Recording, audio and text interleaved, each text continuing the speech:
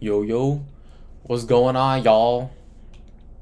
Just thought I'd hop on here today, talk a little bit about some recent events going on. I'm pretty sure everyone knows that we're in a war with Iran. Shit's kind of crazy. He said he was gonna be the one to end all wars, and here he is kidnapping dictators or internationally recognized leaders in Venezuela, and sending us off to war, dying for a specific country that shall not be named. The drip is real. You know what I'm talking about. But I just got back from the coffee shop. Was applying to a few jobs. Oh, and this market's pretty hard. Seeing what's out there, seeing what I could get. But I made a video about this like a while ago. I labeled it the changing world order, and I was just kind of going off like what I thought was gonna happen. Given my studies and all that stuff, I didn't actually have like concrete evidence, because I think these days, like when something minuscule happens, everyone jumps on it. They try to make content out of it. They try to like clickbait you. They try to rage, or yeah, they do. They try to rage bait you with the title. They try to make it blown up out of proportion that it actually is. They try to make you click. They don't really care about informing you of what you should know, what is actually important. MSNBC, NBC, Fox, fucking CNN, they all don't really care about putting right information. Oh, whoa. Okay. They all don't care about putting right information. They just care about, you getting clicks. It's kind of how the stock market works. So since this war and all the... Fuck. I was scratching the back of my head. And all the trade stuff is going on, stocks will shift like 5 to 10% in one day, even though the business model hasn't changed. So if you look at Delta Airlines, they're going down. I think they're at like 60 something. They were at 70 something a few weeks ago, and they're just going down, even though their business model hasn't changed. They still have high travel demand. They're sound business. They're not making... There we go. They're not making risks that their investors or board of directors is calling, too out of the norm, too risky for them to handle. So by all like metrics and all financial metrics, they should be fine. But given the war, people aren't really flying out, making plans to fly out. And this oil crisis going on. Oil's at 100 and something a barrel. No one's used to that. These planes run on jet fuel, so that's going up in price because 20% of world trade happening in the Strait of Hormuz. 12 or 20. I know there's a 2 in there somewhere. I just know that a large volume is through the Strait of Hormuz. But because of that, the stock went down. And, opportunity to buy. But my point about saying that is that just any kind of headline, any whatever, will distract from what's actually going on. Investors will panic. People will panic. And when the majority of the population does something... Oh my god. This is a recent thing. I've like started to do... This is for trading. I don't know why this is becoming a trading video. But when the majority of the public sells or buys something, I'm gonna do the opposite. So everyone was selling stuff, and I was just buying stuff. And eventually, when we knew there was a conflict going on, and it might be for a little while, this wasn't the one and done thing that Trump said was gonna happen. Stocks kind of rebounded a little bit. People got used to it. The markets got used to it, and I sold. I made like a few $1,000. So, just look out for that. Look out for cycles. It's all cyclical. But what I wanted to talk about was like changing world order. I don't know. I think it's really interesting. I think it's beneficial to be caught up on for sure. But I was driving home from work, put on a podcast, was listening to this guy. He was a quant trader, and he was saying how people, they be getting too much into the nitty gritty. Like, what is the EBITDA of this stock? What is the whatever of this company? Like, what's their board of directors, X, Y, and Z? Like, how do if I divide this, what do I get? Like, what are the dividends? Just going too nitty gritty, and like no one got time for that. It's all geopolitics. All this stuff comes back to, politics. Who's the strongest country? In the 1990s, 1980s, Japan was kicking our ass. They were on track to become like equivalent for the GDP of the US. And we didn't like that, because we had the strongest army. We said, pause. You're going to have to pause interest rates or something. And you guys are going to have the lost decade. So their GDP stayed stagnant for around 3 decades. And it barely just started to go up again. They had, I believe it was entertainment stuff. So Sony was kicking ass. Nintendo was kicking ass. CDs, a record player, maybe not record players, but CDs and all those things, they were popping off in Japan, and they were cheaper. They had a comparative advantage, so they could just make it cheaper than we could. Oh, that's hot. That's hot. And because of that, we were like, hold on now.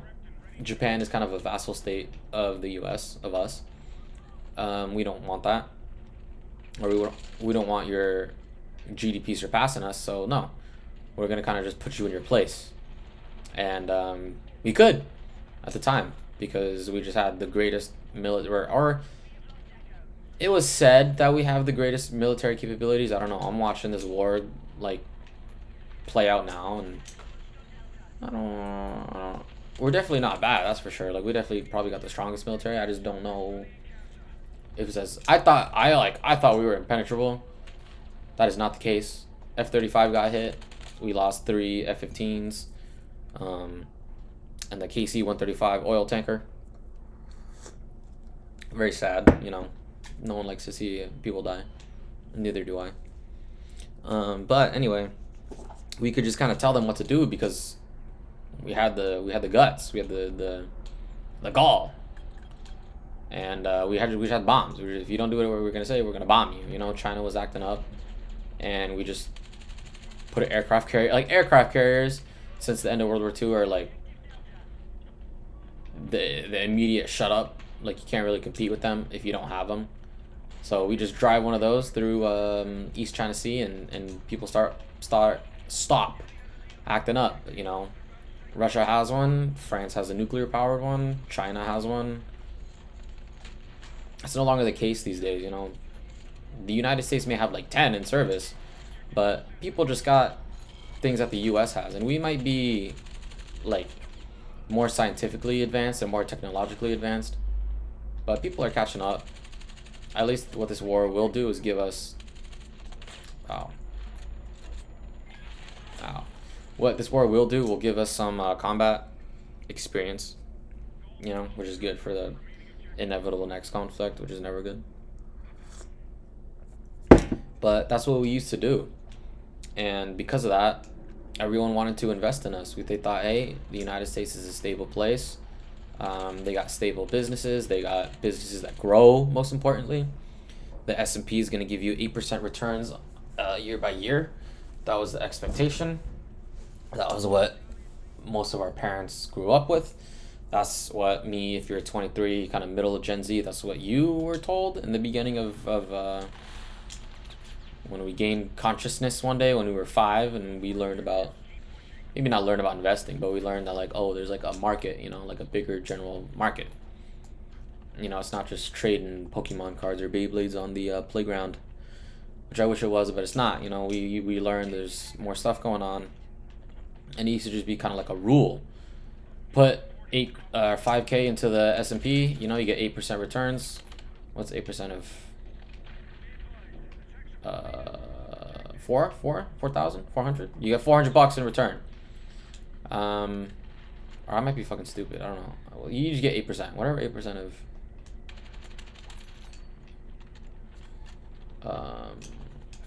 Let's just make this simple. You put $1,000 in the S&P, you get $80, 8% return. That was the expectation. That's what people thought, and there are good reasons for that. Let me take a sip of some tea here.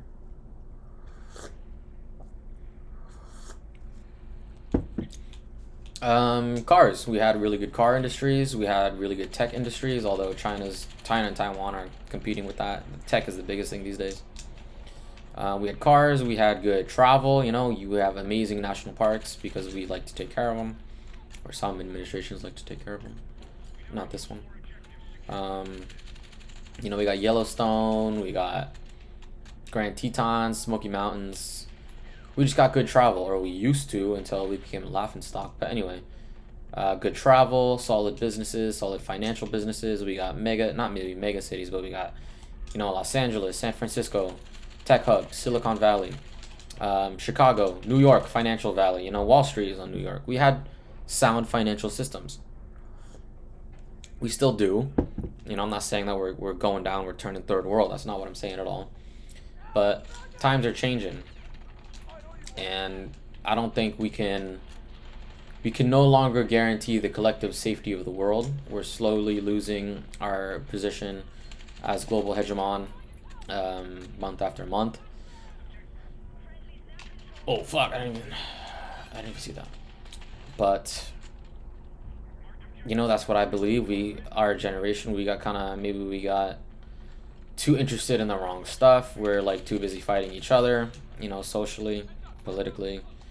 We for a while have just been trying to one up, you know, each party instead of working together and combining for the collective good of the country and the economy, and making sure we can all have these nice things instead of just the top 1%. But that's not what's happening anymore. As we all know, we're in a K-shaped economy. The rich are getting richer, poor are getting poorer. Um, it's sad. You know, I see some of my coworkers, they got to choose between fixing their car to get to work, or if they want to, you know, go out on a Friday night and have a nice dinner with their, you know, significant others. And it sucks. Luckily for me, I'm a single dude, so I just fucking, if I want a steak dinner, you know, I'll just go buy a ribeye at Jewel Osco or something. Anyway, a little side tangent. We had stable stuff, stable financial institutions. We had a strong job market. Unemployment was low. We kind of had a built-in playbook. If you wanted to kind of be guaranteed success, all you would have to do is study hard in high school. Starting in high school, middle school didn't really matter. Study hard in high school, get good grades, maybe play a sport, go to a decent college. Didn't have to be no Ivy League, nothing. Go to a decent college, study something relatively useful. You know, I don't want to be mean here, but if you're studying something that's kind of bullshit, you're not going to get a job.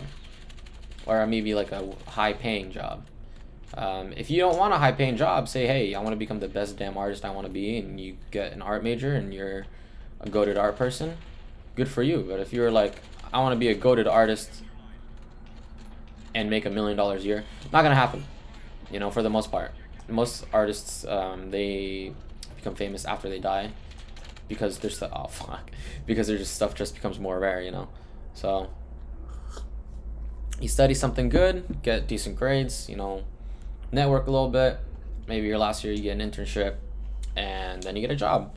You get a well-paying job, you know, maybe start at 60, 70, 80, whatever it may be, tech a little higher. Point is that you'll be able to take care of yourself, you'll be able to save, and eventually start a family if that's what you want to do. These days, it's not what it is. We didn't graduate into that. You know, we graduated into COVID. We graduated into a war. We graduated into the rise of AI, and the United States and China are fighting neck and neck to be the top dog in that sector. So things are just changing. And this is a big one. You know, we have the best military. I'm still pretty sure about that one. You know, we got the B-2 bombers. We got the B-52, oldest plane in service. I think 1952, I believe, is when it came out. I wonder if that's a dude. Nope. But point is, we got a strong military. People want to buy it. You know, Northrop Grumman, Lockheed Martin, General Dynamics.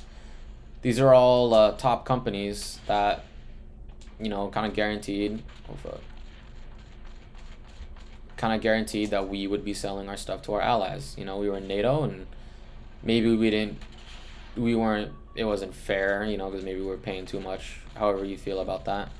But you can't have your cake and eat it too. If you want the world to buy your stuff, you got to invest in it. So we had the F-35s, we had the M1 Abrams, we had all these tools, all these Tomahawk missiles, we had the THAAD missile system. Uh-oh. We had the THAAD missile system, the Patriot missile system. I know that that one country uses it. Fucking trigger warning. South Korea uses it, Japan uses it, and we're moving them from... not good. We're moving them from Japan and South Korea to that one country because we're running out. You know, not like... I don't know why we did not make more. Especially knowing we were going into a conflict, but, you know. But we're running out of them. Oh, get the fuck out of my tank, bro. But we're running out of them. We gotta make more. Then we got the F-35s, the F-22, the F-15s. We just got good stuff. So people were expected to buy them. And that runs our economy, you know. We have to make the good missiles. We gotta make the good tanks. And in return, we get our jobs. We get contracts with these companies. And we sell it to them. And then if they're in a conflict, say they're Ukraine. They're in a conflict and they want to repair their stuff, they have to come through us. They want more stuff, they gotta buy it through us. So it was a win-win. Oh fuck. It was a win for us, you know, economically, maybe not for world peace. But that's kind of how we did things. And at the same time, it was a testing grounds. We never, I don't know if we have used our Abrams, but maybe we use different stuff. We want to, hey, Ukraine, go use this, see how it is. Take notes, you know, fix what's not working, optimize what is, and then boom, you got a new weapon system without an American shedding blood on the battlefield. Okay, that was stupid. So it's a win-win. You get rid of old stockpile, you pay, or you get paid for this other country using it, and then you get it tested. Now, as we see, our current president, I don't want to get too political, you know, that's not my goal here. But our current president, and these are just kind of facts. Our current president is talking to NATO like a 5-year-old. He's talking to our allies like a 5-year-old. He's not saying things that, or he's not speaking in such a decorum that you should as a president, in my opinion. Like, these are your long-term allies. You know, these are Western countries. These are countries that kind of think the same thing, believe the same things, have the same culture, lifestyle, and you're fucking talking the deepest shit on these people. Like, why are you shit talking Spain? What has Spain done to harm us post 1995? 45, sorry, post 1945. Why the fuck are you shit talking Spain, bro? And then why are you shit talking Britain? I know we had our beef back in the day, but why are you saying these things to our allies? Why are you making a joke to the Japanese Prime Minister about surprise and saying, haha, you know more about surprise than anyone, you know, you didn't tell us about Pearl Harbor. Like, are you fucking kidding me? Like, dude, you're the president, you're making us all look like stupid. You're making us all look bad, you're making us all look like stupid and immature. Like, then you have this dude fucking Pete Theta Kai Hegseth, who's like main priority is taking a shotgun of beer, running the strongest military in the world, you know, thinking that he's a fucking gladiator, you know, like,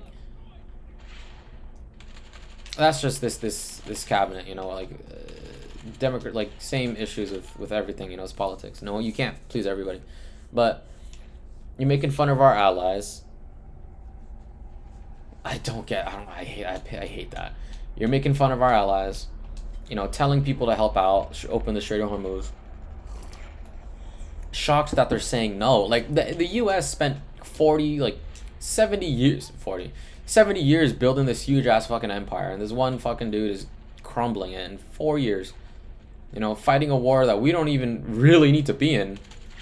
They were following their nuclear like deal. I don't know what the hell like we're doing over there. Well, we all know what we're doing over there, but I'm not gonna say that. Because if I didn't say it, you know. But anyway, yeah. Sorry, I keep going around making fun of our allies, saying all this stuff. Japan is still like a deep ally, so they just pledged investment into the United States. Fuck. But damn, two shot kill. Some of these other countries are saying no. You know what? JD Vance, he said, "Look, Europe, we can't just be funding your ass all the time. Build your own stuff." And to an extent, they go, "Okay, fine." So France up in their defense spending, Germany's up in their defense spending, all these European countries are upping their defense spending, and eventually they're gonna have their own R&D. They're gonna have their own stuff that's not like interchangeable with American systems, and we're gonna have the best of the best for now, you know. Um, but these countries are gonna catch up. They're gonna use their own stuff, and then like they're not gonna need us because we. Oh my God, this gun is inaccurate. We've proven that we can no longer safeguard, you know, these countries that we touted that we could. You know, that's what we ran on. We ran on collective security because we were the big bad wolf that like could destroy anyone if need be, but we never did. We had either our proxies do it, we either sent like 4 people from the CIA to do it, or we just gave them money and we hired another, you know, maybe the Kurds militia to do it. So we never had to get our feet wet for the most part. I know obviously there's exceptions and stuff, but you know, we were doing our own stuff, pissing off all these countries. But Europe and NATO, they're like, hey, you guys are talking shit. You guys can no longer guarantee our safety. Fuck you. We're gonna make our own stuff. And you know, because of that, we might go down. You know, the S&P 500 maybe not will guarantee 8% returns. I know this is all like, oh, whatever, finances, but look, man, I'm trying to make money, not because I want a fucking, well, I do want a Ferrari, not because I want like all this nice stuff and eat caviar. I can't even eat caviar. I'm allergic to fish. I just want financial freedom. I want to do what I want to do. We were told, hey, look, get a job, invest, become a productive member of society, sell your soul for 30 years, and you'll be good. No. Done with that. We got to think outside the box. We got to make our own businesses. We got to see what's out there in the market. There's so many opportunities to make money anywhere you look. I'm trying to do the same thing. And just, you know, kind of reject the system. You know, don't be out getting yourself fired. You know, keep a job and then make your business on the side. My opinion, but I can't say anything. I don't have a business yet. But just you know, read stuff, keep up to date on all this news. That's a very important aspect. Maybe a little less TikTok, you know, more pen and paper, hardcover, if you will. And you know, get off Insta all the time. Try to hang out with some friends.